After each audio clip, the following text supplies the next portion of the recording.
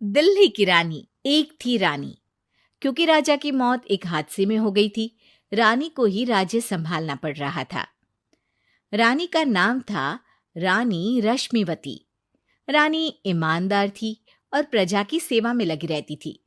एक दिन उसके दरबार में 3 नौजवान आए, रमेश, सुरेश और दिनेश। कहो, क्या सहायता कर सकती हूँ मैं तुम्हारी? हम आपके दरबार में काम करना चाहते हैं ताकि जनता की सेवा कर सके। लेकिन अभी तो तुम्हारी उम्र बहुत छोटी है। तुम लोगों को तो अभी अपनी पढ़ाई पर ध्यान देना चाहिए। हमारा मन पढ़ाई में नहीं लगता। माता पिता को लगता है कि हम किसी के लायक नहीं है और हम साबित करना चाहते हैं कि हम लायक हैं। उत्साह बहुत अच्छा है, मगर अभी उम्र कच्ची है तुम लोगों की। अरे उम्र से क्या होता है रानी जी?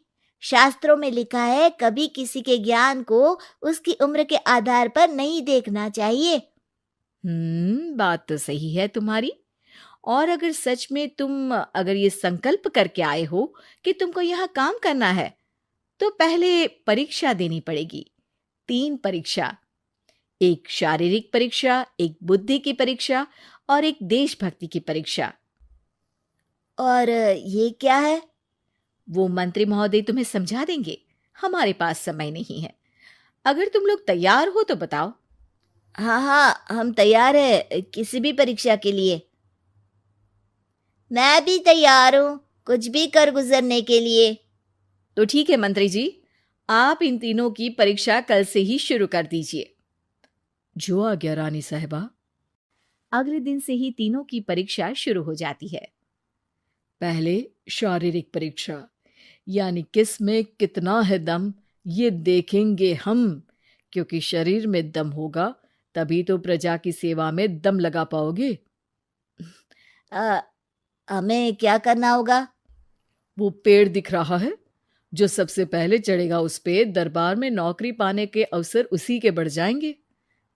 मैं चढ़ता हूँ। अरे रुको रुको, गिनती गिनने दो।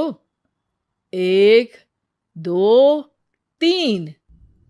3 की गिनती के बाद रमेश और सुरेश भागकर पेड़ के पास गए, मगर दिनेश आराम से पेड़ के पास गया। जैसे ही रमेश और सुरेश आधे पेड़ तक चढ़ गए, दिनेश ने उन दोनों की टांग पकड़ के उन्हें नीचे गिरा दिया और खुद पेड़ पर चढ़ गया। दिनेश की जीत हुई। अरे लेकिन इसने बेईमानी की। बेईमानी नहीं की, बुद्धि लगाई। शरीर के दम के साथ दिमाग में भी दम होना चाहिए। क्यों मंत्री जी? हाँ हाँ, बात तो तुम्हारी सही है, लेकिन बात अगर बुद्धि की है तो बुद्धि की असली परीक्षा हम कल लेंगे। शाम को जाकर मंत्री रानी को सब बता देते हैं। यानी दिनेश उन सब में ज्यादा होशियार है। जी रानी साहिबा।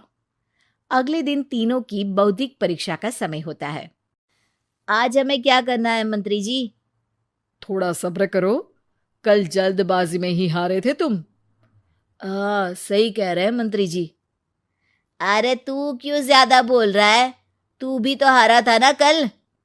ए दिनेश, ज्यादा होशियार मत बन। अरे अरे अरे, लड़ो मत। आज की परीक्षा पर ध्यान दो। आज की बौद्धिक परीक्षा में ये कुछ बोरे हैं, कुछ में नमक है और कुछ में रुई। जिसको जो ले जाना है उठा लो। देखते हैं कि कौन जल्दी से कोई भी एक बोरा नदी के उस पार लेकर जाता है। समय शुरू होता है अब। तीनों बोरों की तरफ बढ़ते हैं। सुरेश, नमक की बोरी भारी है, ले जाने में मुश्किल होगी। हाँ हाँ, सही कह रहा है, रुई हल्की है, हम दोनों रुई लेकर चलते हैं। अरे भाई, मैं तो नमक लेकर जाऊंगा।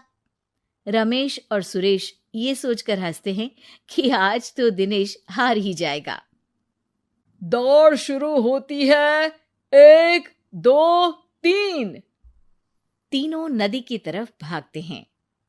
रुई में वजन कम होने के कारण रमेश और सुरेश आगे निकल जाते हैं और दिनेश थोड़ा पीछे। पर जैसे ही वो सब नदी में जाते हैं, दिनेश की बोरी का नमक गलने लगता है और वजन कम हो जाता है, जबकि रमेश और सुरेश की रुई में पानी भर जाता है और बोरी का वजन बढ़ जाता है। अरे ये इतनी भारी क्यों हो गई रमेश? अरे मुझे क्या पता, शायद जादुई बोरी है। अरे लगता है कि हम बेवकूफ बन गए। बने नहीं हो, तुम हो ही बेवकूफ। इतना तो पता होना चाहिए कि पानी में नमक गल जाएगा। दिनेश का पूरा नमक गल जाता है और बोरी खाली हो जाती है। वो जल्दी से रेस पूरी कर लेता है। इस परीक्षा के विजेता भी दिनेश ही हैं। उसने दिमाग लगाकर दिखा दिया कि वो बौद्धिक परीक्षा में भी रमेश और सुरेश से आगे है। अब कल तुम्हारी देशभक्ति की परीक्षा होगी, जो स्वयं रानी माँ लेंगी। रात को फिर मंत्री रानी के पास जाकर बता देते हैं कि आज की परीक्षा में कैसे दिनेश ने अक्लमंदी दिखाई और बौद्धिक परीक्षा में भी उसी की जीत हुई। अरे वाह, दिनेश तो हमारे बहुत काम आ सकता है। हम उत्साहित हैं कल की परीक्षा के लिए। वो तो ठीक है रानी साहिबा, लेकिन हमने सुना है कि पड़ोसी राज्य का राजा आकाशदीप हमारे राज्य की सीमा में घुसपैठ कर रहा है। ये तो चिंता की बात है। हमें जल्द ही कुछ करना चाहिए। अगले दिन रमेश, सुरेश और दिनेश अपनी आखिरी देशभक्ति की परीक्षा के लिए दरबार में आते हैं। प्रणाम रानी साहिबा। नमस्कार रानी जी। प्रणाम रानी माँ। हमने तुम्हारी परीक्षा पर गौर किया। दिनेश आगे हैं। हम तुम तीनों में से किसी दो को ही दरबार में काम दे सकते हैं। किसी एक को आज जाना होगा। तो देशभक्ति की परीक्षा के लिए तैयार हो? पूरी तरह से। मैं तीनों से एक ही सवाल करूंगी। जिसका जवाब सबसे सही लगेगा उसे तो नौकरी मिल ही जाएगी। फिर दूसरे सबसे सही जवाब देने वाले को भी काम मिलेगा। आप लोगों का समय शुरू होता है अब। ज्यादा सोचने का समय नहीं होगा। जो मन में पहली बात आए उसका जवाब दे। तो सवाल ये है कि तुम इस मिट्टी के लिए क्या कर सकते हो? मैं इस मिट्टी को साफ रखूंगा। यहाँ के लोगों के भोजन की कमी को मैं पूरी करूंगा। मैं यहाँ के लोगों को गले लगा लगा के उनको खुशी दूंगा रानी माँ, और गरीबों के लिए घर बनवाऊंगा। मैं इस मिट्टी के लिए किसी की जान भी ले सकता हूँ रानी माँ। मंत्री, दिनेश को एक तलवार दो। जी रानी जी। दिनेश, पड़ोसी राज आकाशदीप की जान तुम्हारे हाथ में है। जाओ, अपना काम पूरा करो। आज रात को तुम उस पर हमला करोगे जब वो सो रहा होगा। दिनेश वहां से चला जाता है। रानी माँ, ये आपने क्या किया? अभी किया नहीं है मंत्री जी। आप आकाशदीप को संदेशा भिजवाओ कि पड़ोसी देश का एक कातिल रात को उन पे हमला करेगा और दिनेश को पकड़वा दो। अरे, ये आप क्या कह रही हैं? और क्यों कर रही हैं आप ऐसा? राजा को लगेगा कि हमने उसकी मदद की, उसकी जान बचाकर। वो हमारे राज्य का पीछा छोड़ देगा और हमारा एहसानमंद हो जाएगा। और दिनेश का क्या होगा?